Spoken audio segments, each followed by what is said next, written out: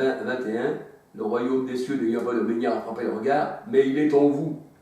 1 Jean 4, 13, Christ est en nous, et il règne en nous. Alléluia. Que Christ règne dans vos cœurs. Alléluia. 1 Corinthiens 6, 13 à 19. Nous sommes tous abreuvés d'un seul esprit, c'est-à-dire de l'esprit du Christ. 1 Corinthiens 12, 13. 1 Jean 4, 4, celui qui est en nous est plus grand que celui qui est dans le monde. Et vivre, c'est Christ. Le Seigneur disait dans Jean 6, 57, comme je vis par le Père, vous aussi vous vivrez en moi. Alléluia. Jean 6, 57. Et la parole de Dieu nous dit, nous ne connaissons plus selon la chair, et on ne connaît plus personne selon la chair.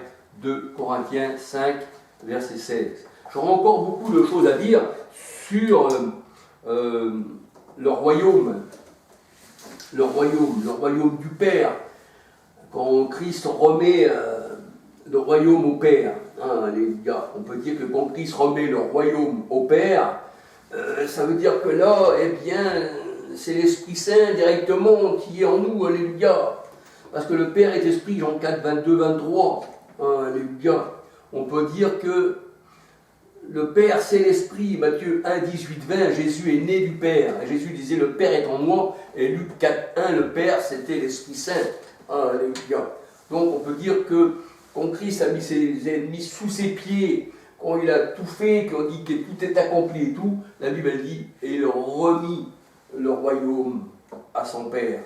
Et là, on peut dire aussi que nous sommes dans le royaume du Fils, mais Jean 10, 30 nous dit que le Père et le Fils ne sont un, et on peut dire aussi que nous sommes dans le royaume du Père, parce que le Père est en nous, c'est l'Esprit. Alléluia, dans le royaume de votre Père. Ils brilleront dans le royaume de votre Père, dit le Seigneur.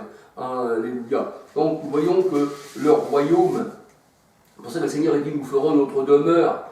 Quand il parle de lui puis du Père, nous viendrons à lui. Pas qu'il y a de Dieu, mais le Seigneur nous fait comprendre que lui et le Père, eh bien, c'est là qui rentre dans le cœur. Nous viendrons à lui, nous ferons notre demeure chez lui. Et nous voyons que le Seigneur priait aussi à chaque fois, Père, que ton règne vienne, que ton règne vienne. Et si nous l'avons connu selon la chair, nous ne le connaissons plus selon la chair, mais nous le connaissons selon l'Esprit. Et la Bible dit, il n'y a qu'un seul Esprit, un seul Seigneur, au-dessus de tous et au milieu de tous. Alléluia. Eh bien, soyez bénis. Alléluia. Je voudrais dire aussi que quand je parle de la parole de Dieu, je ne suis pas là pour dire, je veux qu'on m'écoute. Je veux qu'on m'écoute. Moi, Charles, je veux qu'on m'écoute. Non, je suis comme vous. Je ne suis qu'un homme. Ce que j'ai reçu du Seigneur, je l'ai reçu. Mais vous savez, l'homme c'est l'homme. D'ailleurs, l'homme qui se confie dans un homme, mais heureux celui qui se confie dans le Seigneur. Alléluia. Mais on peut dire que seul l'Éternel, eh bien, lui est digne de confiance. Alléluia. Et le Seigneur dit qu'il n'a pas confiance dans ses anges non plus. Il n'a pas confiance dans ses saints. Alléluia. Ça veut dire quoi?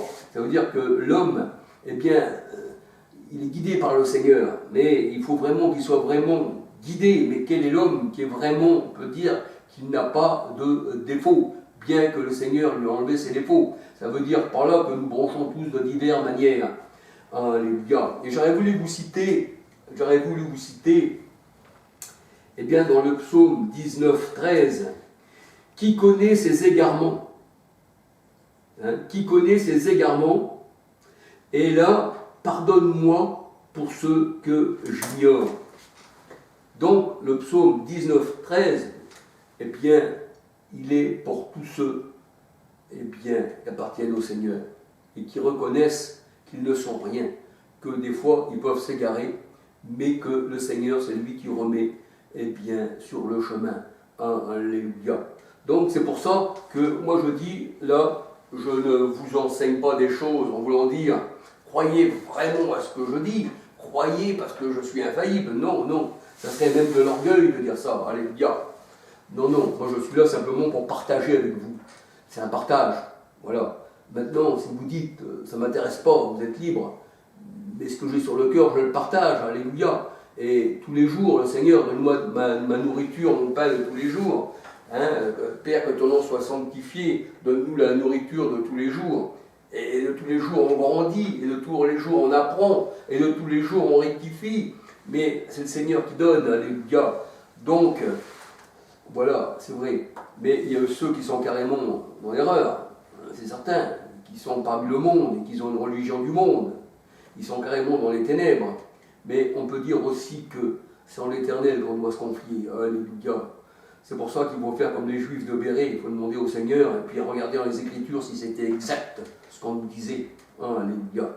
C'est pour ça qu'il est dit dans le psaume 19, verset 13. Psaume 19, verset 13. Je vais le regarder avec vous.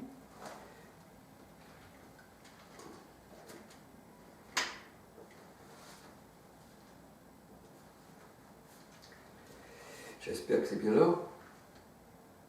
Ah voilà. Psaume 19, verset 13. Qui connaît ses égarements?